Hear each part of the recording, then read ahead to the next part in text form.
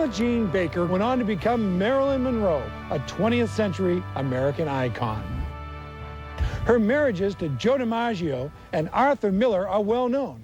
But in 1942, at the age of just 16, Norma Jeane Baker married an aircraft factory worker known as Jim Dougherty.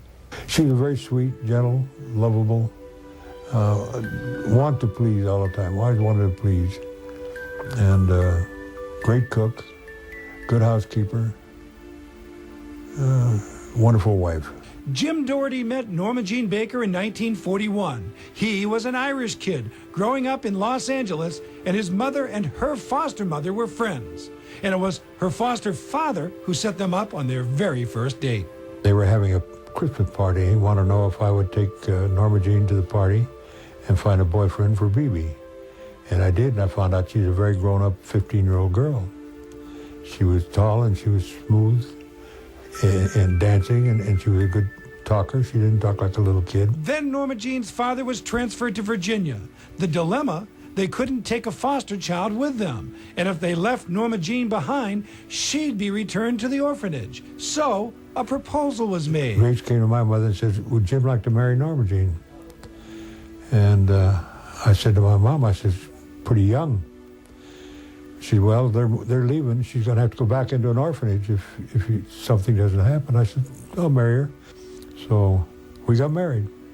She was 16, I was 21. For the first year of their marriage, Jim worked at an airplane factory and squired his beautiful young wife around town.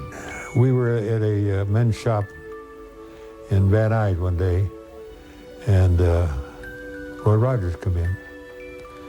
And boy, he made it right over for Norma Jeane.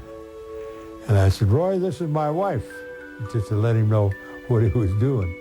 Oh, he said, yeah, well, now you're a very beautiful lady, and then he took off. But she was recognized by everybody as being beautiful. Yeah. I thought she was beautiful. By then, World War II was in full force, and Jim joined the Merchant Marines. His lengthy absences and Norma Jeane's desire to be an actress ended their marriage. Jim never had any children with Marilyn Monroe, but that hasn't stopped those who claim to be a long-lost child from showing up on his doorstep.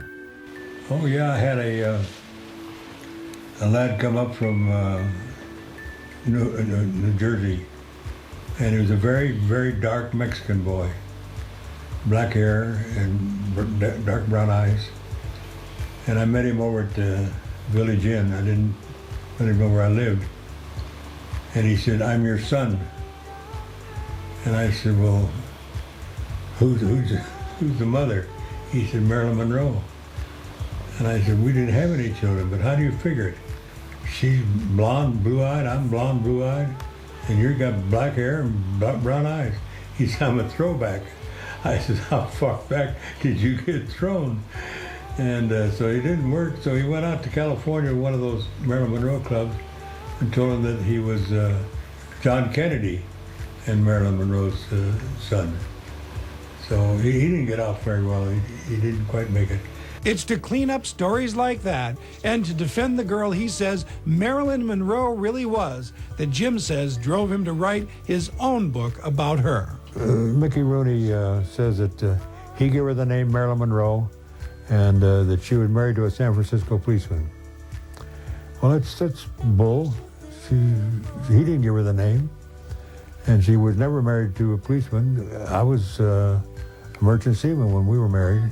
In the end, Jim remembers not Marilyn Monroe, but Norma Jeane, a sweet, beautiful girl whose rise to fame cost her dearly. Jim Dougherty currently lives in Auburn with his wife Rita, who he says is a big Marilyn Monroe fan, which I think kind of makes Rita a saint. Jim's book is available on the internet.